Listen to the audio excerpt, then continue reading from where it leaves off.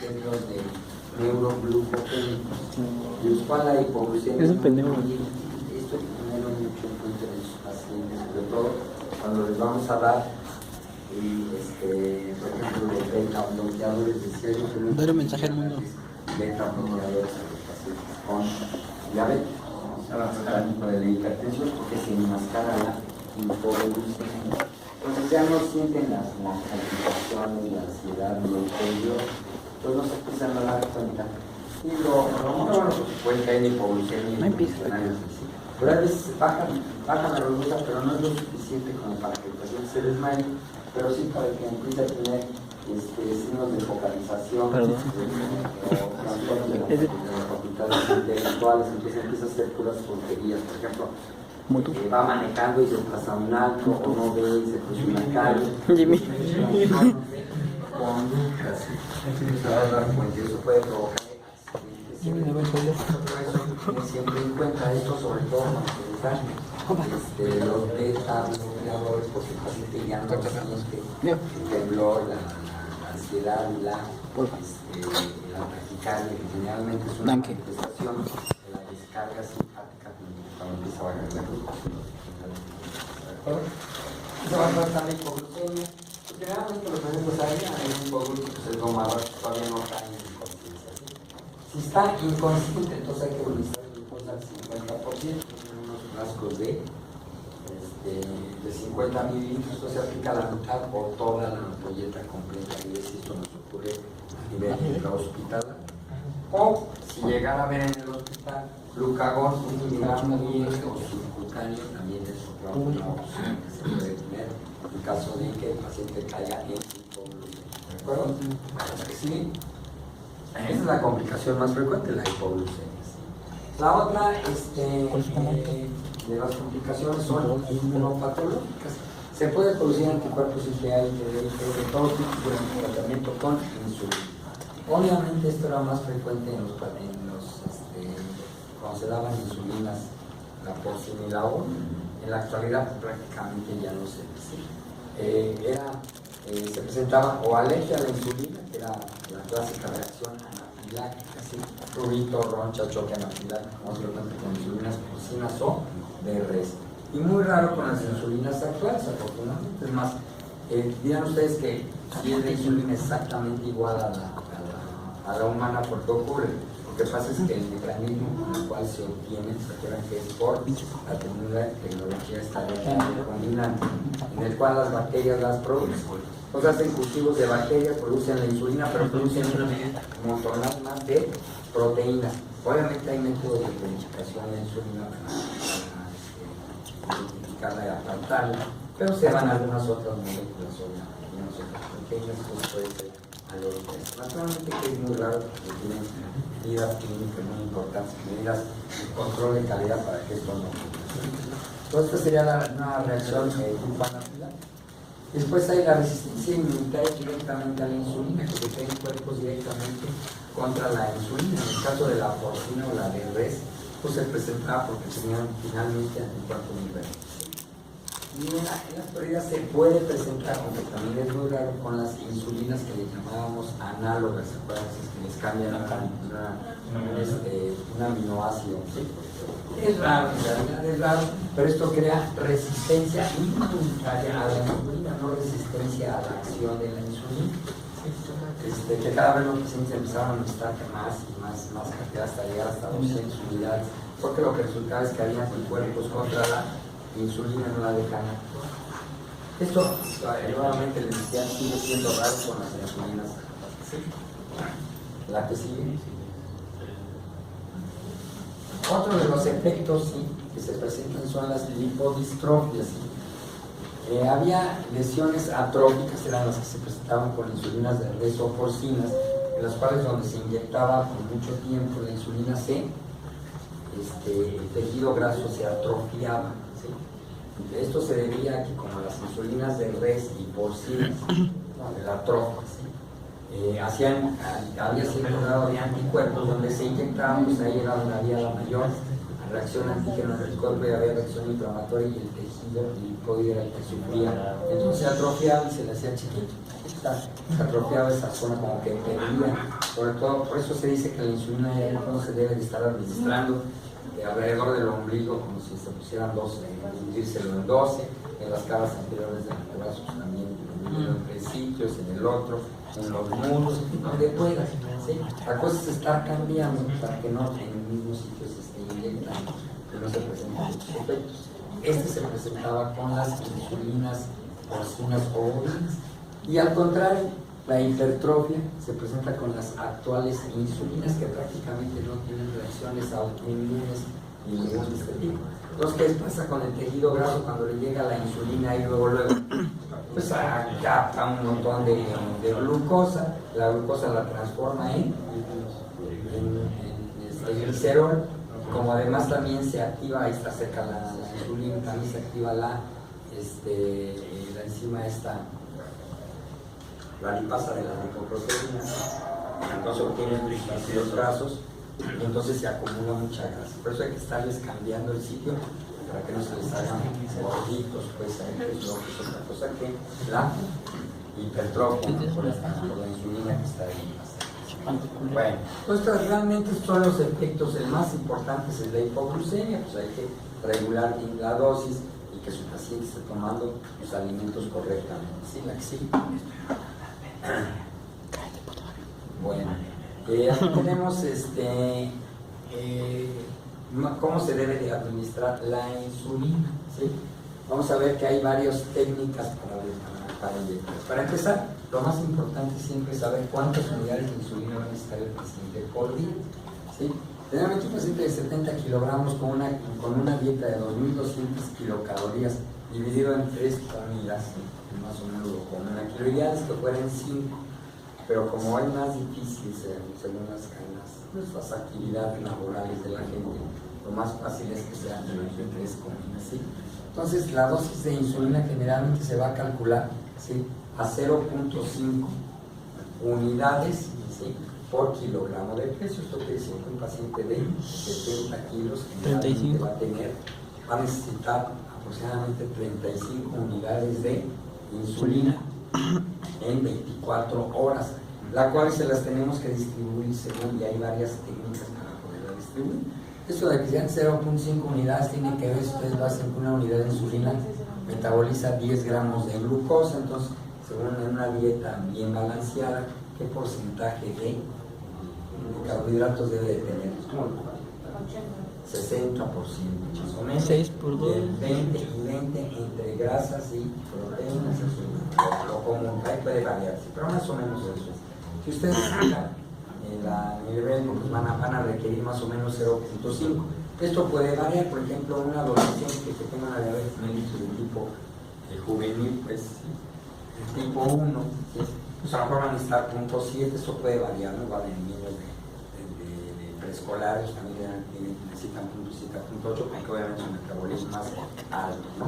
Y algunos pacientes que hagan mucho deporte, pues a lo mejor también van a requerir mayor cantidad de insulina. Esto puede variar, pero en términos generales no le van a fallar con 0.5 por kilo, ¿sí? Ahora, ¿cómo lo vamos a distribuir? Aquí ya va a depender del tipo de insulinas que queramos utilizar, ¿sí? Si vamos a utilizar las insulinas tradicionales, o sea, no las nuevas, sino la insulina cristalina y la NPH, y el paciente le tiene pavor a las inyecciones, casi no les gusta, ¿sí? Entonces lo mínimo que para poder administrar insulina van a ser 2 inyecciones. Vamos a poner el caso de un paciente que sea insulino dependiente, ¿sí? Entonces vamos a ver algunos casos en los pacientes de diabetes tipo 2, pero vamos a poner el paciente de diabetes tipo 1 que prácticamente ya no tiene nada de insulina. Entonces todas se la vamos a cubrir, ¿sí? Lo calculamos 0.5, es 70 kilos en gramos, van a ser 35 unidades de insulina, ¿sí?, que van a ser NPA de las insulinas clásicas, ¿no?, la insulina cristalina y la insulina NPH, ¿sí? Entonces, ¿cómo vamos a dividirles esto? ¿Sí? La mejor forma es que nada más se ponga 2 inyecciones al día y van a ser, se llama la regla de los tercios, ¿sí? Necesitan 35 unidades al día. Entonces, 2 tercios de esa dosis se la va a poner en la mañana y el tercio restante se lo va a poner en la noche. ¿Sí? En la mañana esos 2 tercios también se van a dividir en 2 tercios. 2 tercios de NPH y 1 tercio de insulina cristalina. ¿Sí? Entonces, en esos pacientes más o menos va a quedar la administración de esta forma. En la mañana se va a poner 15, van a ser 35 unidades. ¿Sí? 35 entre 3, ¿cuánto da?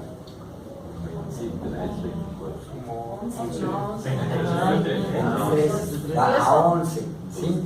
Pero son 2 tercios, entonces van a necesitar 22 unidades de insulina en la mañana, ¿de acuerdo? De esas 22 unidades, ¿cuánto van a ser de NPH? 2 tercios.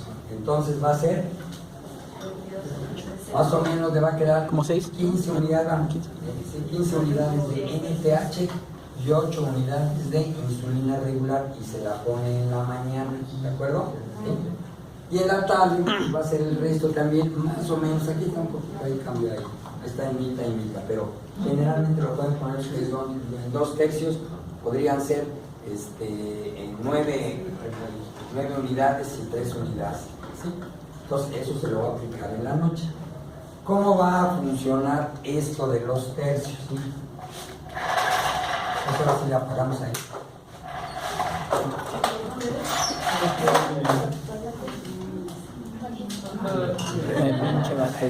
Le apagamos la ponemos en esta. Stand by. Tápalo. Stand by. Es que no se quedan las cosas. Tengo la cabeza horrible.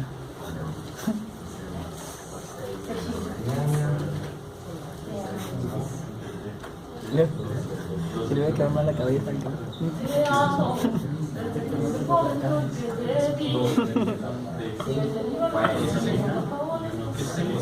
Vamos a suponer que en la mañana temprano ya hicimos este cálculo. ¿Se acuerdan que entonces un tercio de los 2 tercios de los 2 tercios de la insulina, de la dosis total que le calculamos de tantas unidades, de 35 unidades, se los va a poner juntas porque dijimos que la NPH y la cristalina se pueden revolver? Inclusive hay unas presentaciones que ya vienen revueltas y se fijan, esa revoltura es 70 y 30%, ¿sí o no? Realmente esa combinación, ustedes la vean, esa revoltura de las insulinas combina 70% de NPH y 30% de cristalina, pero si no se pueden comprar entre los frascos, se pueden combinar en la misma jeringa, ¿sí? Entonces se va a poner, dijimos que 15 unidades y 7 unidades más o menos en la misma jeringa.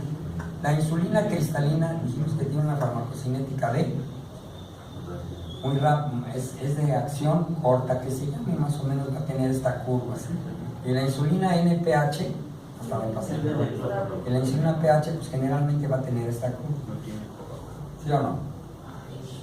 Y va a terminar como por las 8 de la noche, si más o menos va a terminar por esta de acá, ¿sí?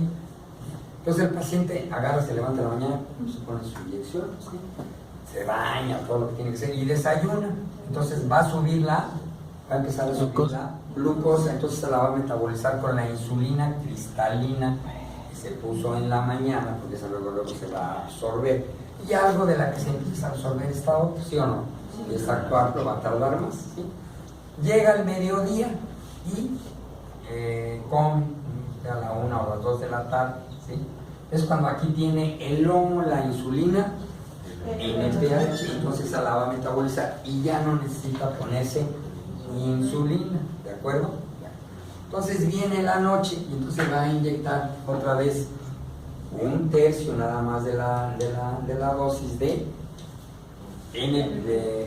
2 tercios de ese 1 tercio que le quedó de NPH y el otro tercio de cristalina.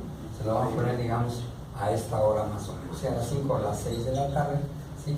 Entonces nuevamente la cristalina, las dosis de cristalina van a metabolizar parte de su cena, ¿sí?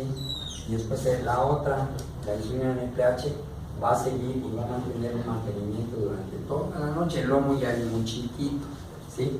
Hasta en la mañana, ¿no? Que va a venir, todavía va como a caer más o menos por acá, ¿de acuerdo? Porque dura aproximadamente 20 horas o así, ¿de acuerdo? Así es como funciona. Entonces nada más se necesita ponerse 2 inyecciones, ¿sí? Es lo mínimo que se puede hacer, ¿sí? Generalmente con eso funciona en un paciente que se va a controlar nada más con insulina. ¿Sí se entendió más o menos esto? Y se llama la regla de los tercios. La pueden calcular muy fácil y es la forma más fácil de hacerlo y es la que generalmente ha tenido mejores resultados, ¿de acuerdo? ¿Sí? Entonces esta es una forma que se llama de los tercios o clásica, también lo van a ver en los libros, ¿sí? De la NPH. Esta, en la actualidad, ya dijimos que hay algunas insulinas, las nuevas, el Novomix, por ejemplo, que es la insulina Aspart, que tiene, ¿sí? Un aminoácido ahí diferente, entonces la Aspart actúa muy rápido. Esto inclusive todavía es más cortito. Hay una combinación de estas insulinas, inclusive ya viene, ¿sí? La insulina Aspart que viene en la misma jeringa, ¿sí? La insulina Aspart, entonces esta funciona un poquito más rápido. Esta se lo puede poner a las 6:30, ¿sí? Y ya puede echarse el desayuno y ya le alcanza muy bien porque es más corta, pero también hace un pico. Ya esa Aspart la hacen NPH, le ponen la protamina, entonces la convierten en como la otra. Entonces también se puede administrar de la misma forma. Es más, el Novolin C combinado viene 70% de NPH y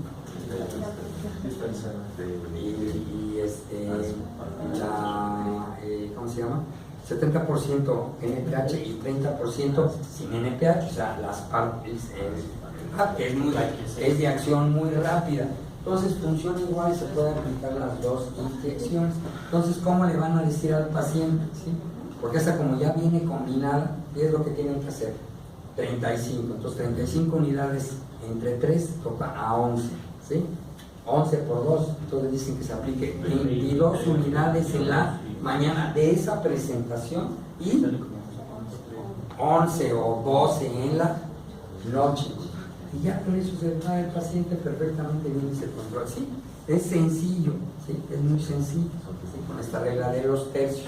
Se ha hecho muy popular, les decía que el Novomix está costando 900 pesos y generalmente les dura un mes porque trae 300 unidades el cartucho, ya con el lapicito y todo, inclusive nada más, bueno, falta comprar aparte las agujas, ¿sí? Que no son muy caras, que se mueven ahí. Pues, ¿te acuerdan que les dijimos que es una plumita que se le da vuelta y más aprieta, se pone la agujita, se lo pone y aprieta, ¿sí?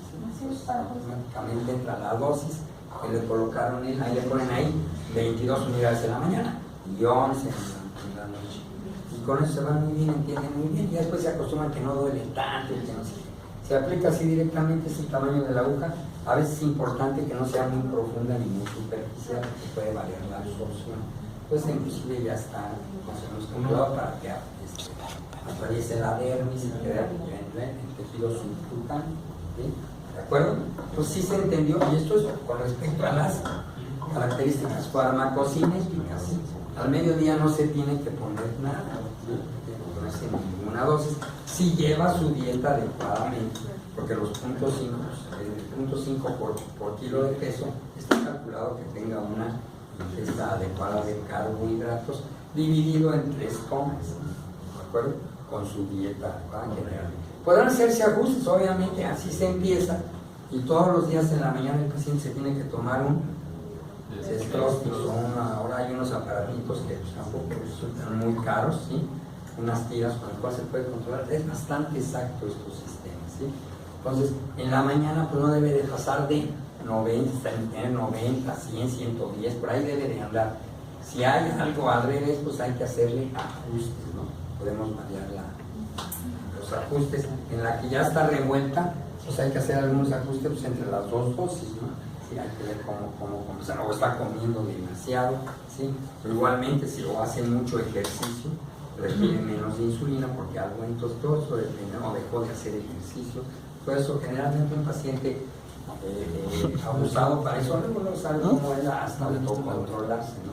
Sabe por qué se le subió, por qué se le bajó y sabrá si hace ajustes o no, o nada más hace más ejercicio o menos, o le reduce la dosis porque no va a ser ejercicio. Depende de todo. Con esta dosis ustedes van a controlar muy bien a su paciente. La otra administración de la insulina es quizá más fisiológica que esta, pero requiere de más piquetes. Dijimos que hay una insulina glargina, ¿sí?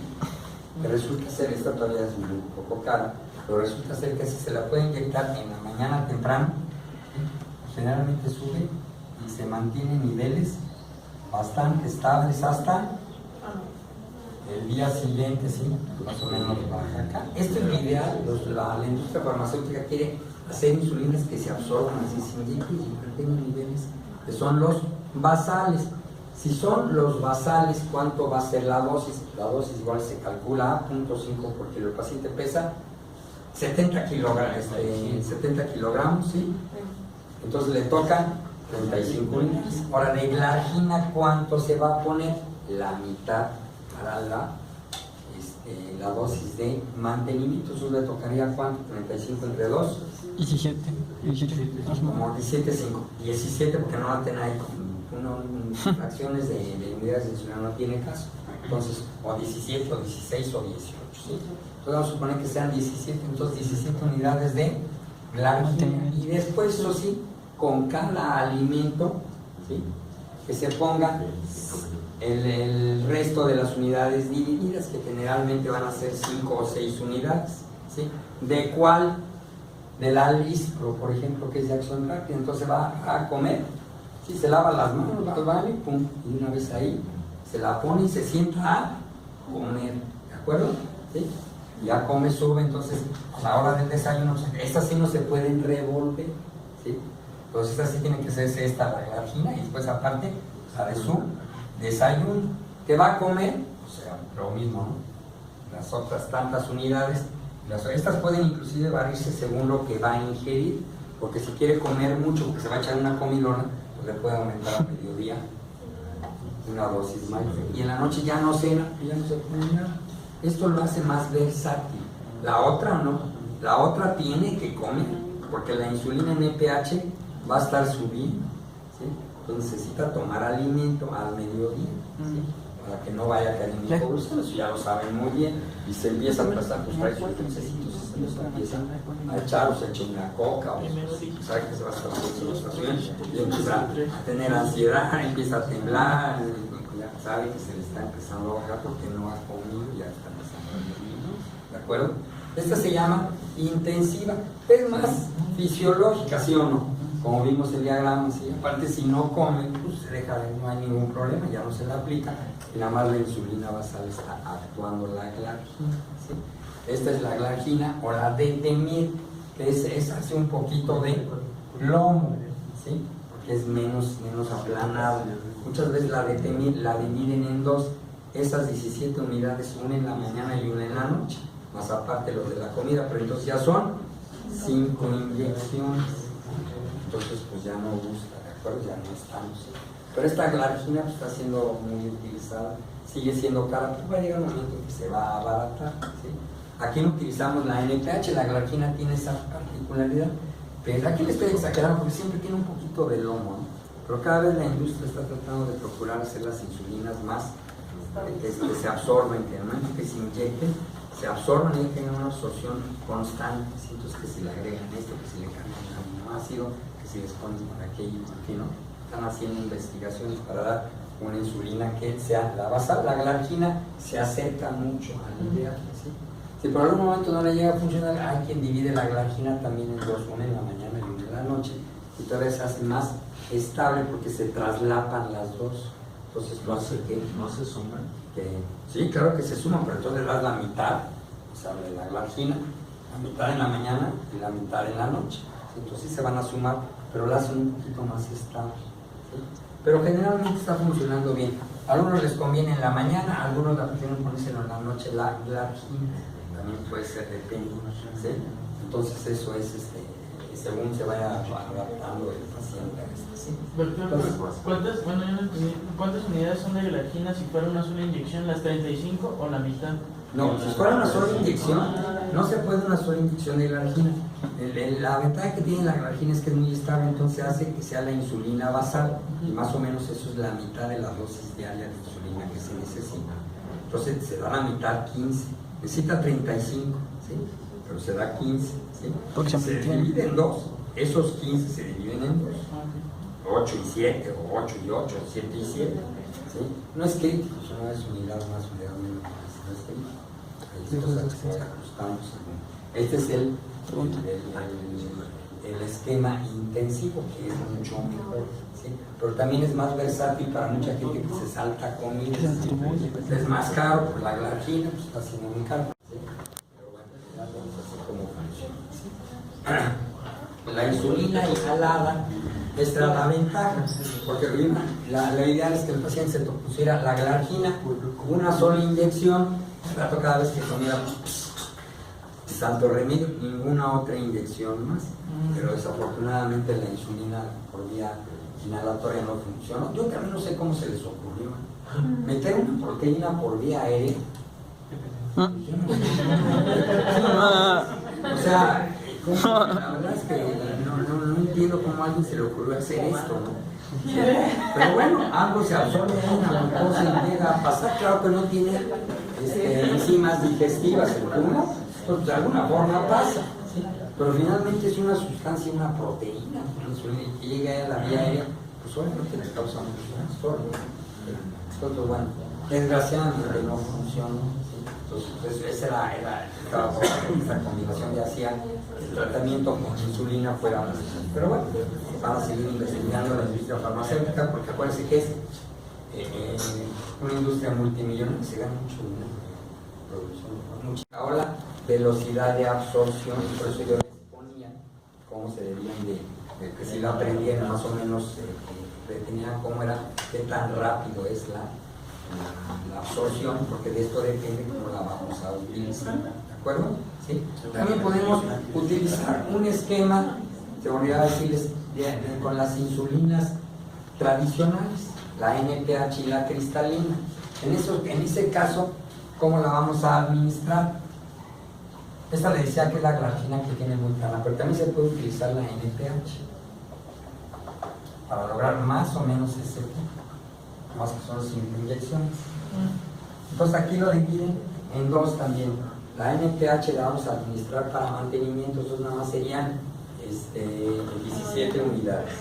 Entonces el paciente se pone en la mañana la mitad de esa dosis de los 17. ¿8? ¿Cuántos serían? 8. Se pone 8 unidades, entonces le va a subir un poquito, ¿sí? Y va a bajar como acá. Y los otros 8 se los va a poner en la... Y también va a ser una fecha más o menos así. ¿De acuerdo? ¿Sí? Y después se va a poner 5 unidades, el resto que le falta, en el desayuno, en la comida y en la cena. Entonces aquí va a tener otra vez estos picos para metabolizar su insulina. Más que aquí sí son 5 inyecciones. Podría hacerle que la de la mañana pusiera también cristalina, la dosis de la mañana, ¿de acuerdo? Y en la dosis de la tarde también, pero también tiene una más acá, ¿sí? ¿De acuerdo? Al dividir, ustedes la insulina en el pH dura 20 horas, ¿sí? Pues generalmente se va a traslapar si nosotros lo administramos cada 12 horas. Y al traslaparse, esto hace más acá, al traslaparse en esto, pues se suma, ¿no? Lo que les decía, se suman las dos absorciones, donde se lo puso en la mañana y donde se lo puso en la tarde, entonces se juntan eso. Entonces hace que sea un poco más plana, ¿sí? La cantidad de insulina que se está liberando por hora, sea más plana, pues la utiliza como insulina, la que se libera de mantenimiento basal, pues, la secreción de insulina basal, y cada vez que come, pues, generalmente van a ser 5 o 6 unidades según la dieta que tienen, ¿no? En el desayuno quizá menos, y en la comida un poquito más. Esto lo hace mucho más versátil que ellos puedan manejar eso, porque no puede comer a tal hora, no se le pasó, ¿de acuerdo? ¿Sí se entendió más o menos cómo funciona esto? Después les voy a mandar una tarea para que calculen eso. ¿De acuerdo? Bueno, Y por ejemplo, los que llegan en urgencias pues tienen como... bueno, a veces ya es la cetoacidosis diabética o el coma o el estado hiperosmolar, ¿sí? A veces se los voy a... ahí vienen en el... A ver, pueden a poner la...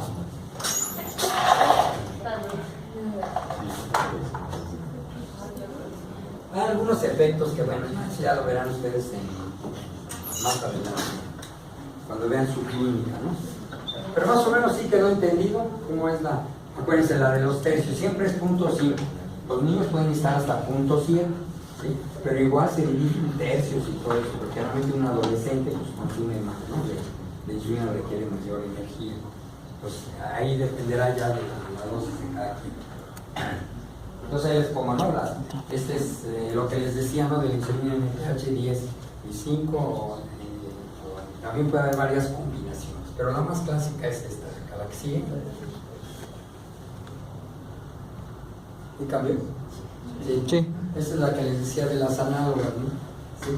La insulina de Temir, esta se divide en dos porque tiene un pequeño lomo, entonces 7 y 8 unidades, pues 5 unidades con cada comina. O la glargina que les decía, ¿no? Las 15 unidades, pues bueno, este paciente pesa 60 kilos, más fácil de 30, ¿no? ¿Sí? Con la mitad, 15 unidades de mantenimiento, ¿sí? Y 5 unidades por cada alimento. Y la de Temir generalmente tiene un poquito de lomo, ¿sí? ¿Qué le llaman el lomo? Como que hay a la mitad una absorción que es máxima, ¿sí? Y después lo baja. Entonces si la dividimos en dos, se traslapa, entonces este lomo se hace menos evidente, se traslapa una con otra, entonces queda como más planita la dosis, que es la de la de Temir, pero obviamente van a estar 1, 2, 3, 4, 5 inyecciones al día.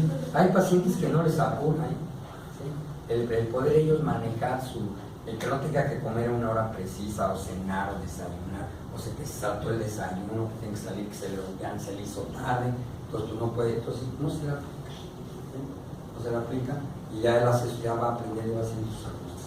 Siempre es bueno que todos los días en la mañana, cuando está empezando el tratamiento, se esté tomando su glucosa, ¿sí? Para que veamos si la dosis es correcta, y ya está correcta, bueno, pues ahí se mantiene. Después los pacientes se hacen unos expertos. Sí, o sea, ya saben todo, ya saben cómo regularse la insulina, ¿sí? Sobre todo con estas insulinas nuevas que han salido. Ahí son profesionistas o gente así, muy fácil, manejan muy sencillo, sin mayor problema, y se controlan muy bien.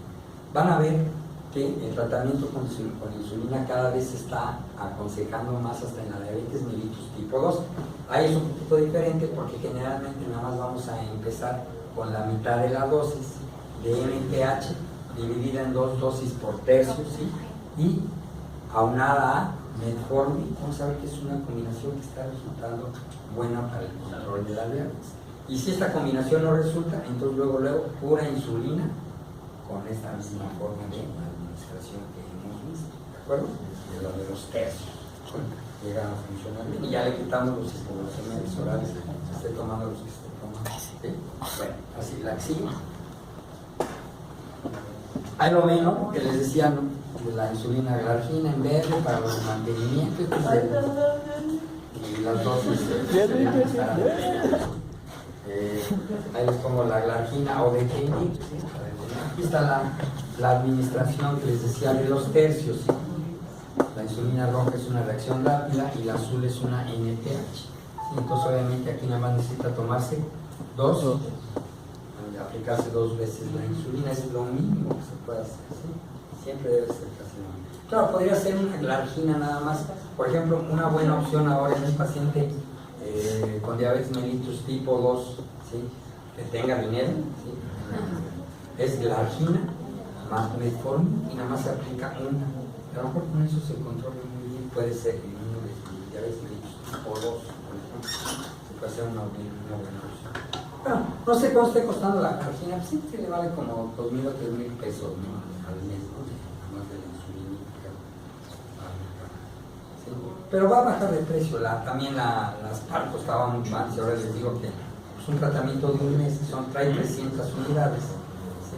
Generalmente se lleva en un mes 350 porque si utiliza 35 unidades diarias, pues eso es lo que se va a llevar. ¿Sí? ¿Sí? Entonces generalmente trae 300 unidades, pues va a funcionar bien.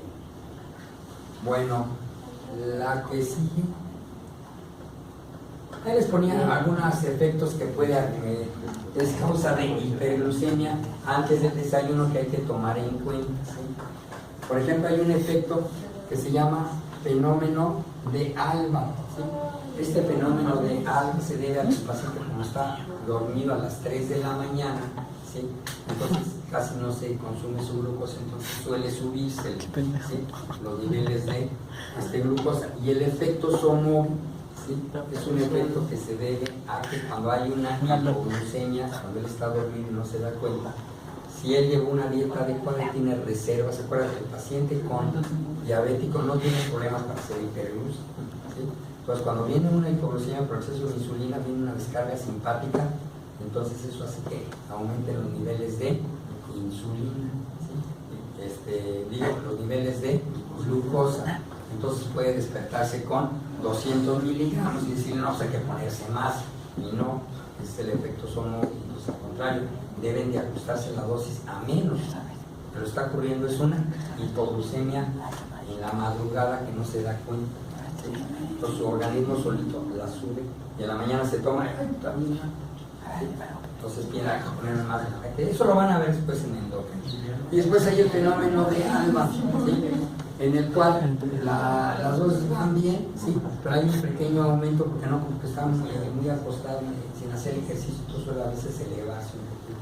Entonces hay que tener en cuenta eso para hacer el ya la van a ver después. Taxi son problemas clínicos ya que eran cuando ven endocrinos. Taxi. Ahí les decía yo de la insulina intravenosa. La única insulina que se puede distribuir intravenosa es la cristalina. De todas, ni la Lispro, ni la Glargina, ninguna de estas se puede administrar por vía intravenosa, nada más eso, ¿sí?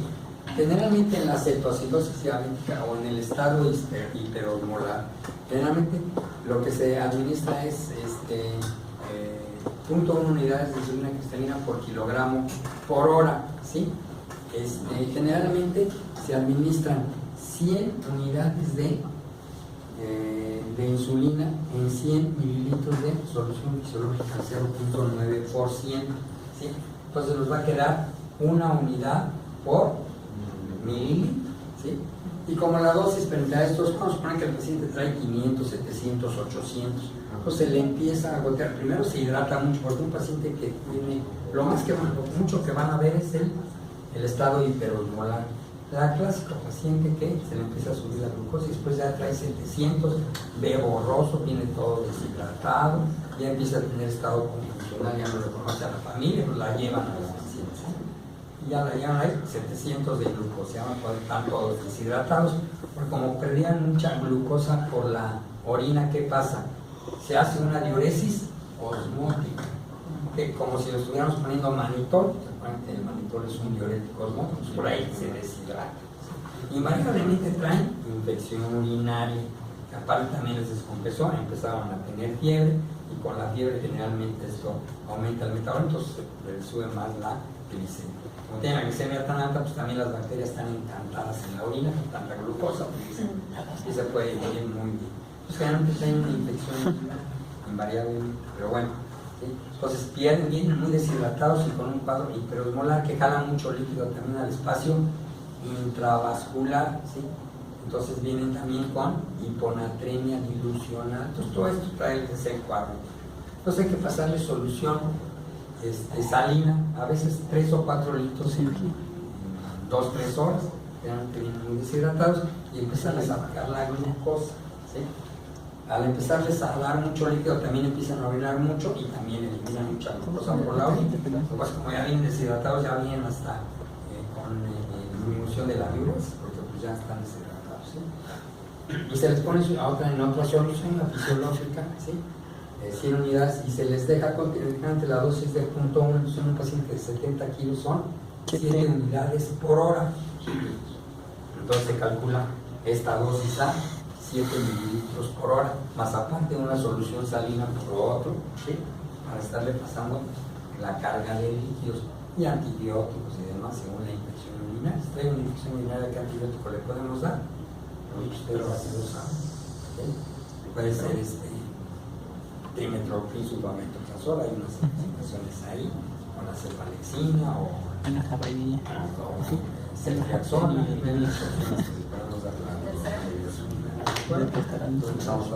Sí, pero esa sí son las insulina cristalina, que es la única que se puede en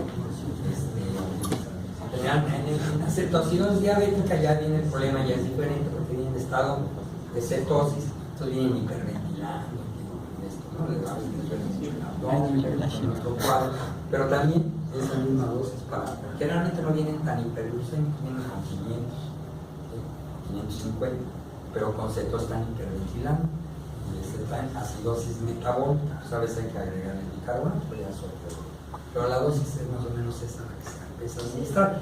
Obviamente empezamos a administrar esas 7 unidades al paciente, y cada hora hay que estarle haciendo destrozos. A las 7 horas que ya tiene, ya 750, ya trae 600, pues seguimos igual. Ya a la siguiente hora ya trae 300, bueno, ya nos vamos poniendo más. Ya a la siguiente hora ya trae 200, le cortamos la insulina, ¿de acuerdo? Y ya nada más estamos administrando la solución. Esto lo van a ver muy frecuente en el hospital general. Hay un montón de pacientes que están todos con diabetes mellitus descompensada, ¿sí? Con alguna infección, traen diarrea, una neumonía, o infección de vías urinarias, ¿sí? O de plano en coma hiperosmolar o estado hiperosmolar, ¿sí? Así que a veces llegan así como trastornos del estado de conciencia. Relaxing. En la siguiente clase empezamos con el mismo, así que hasta después del puente, ¿no? Porque mañana que va a haber una entrega de los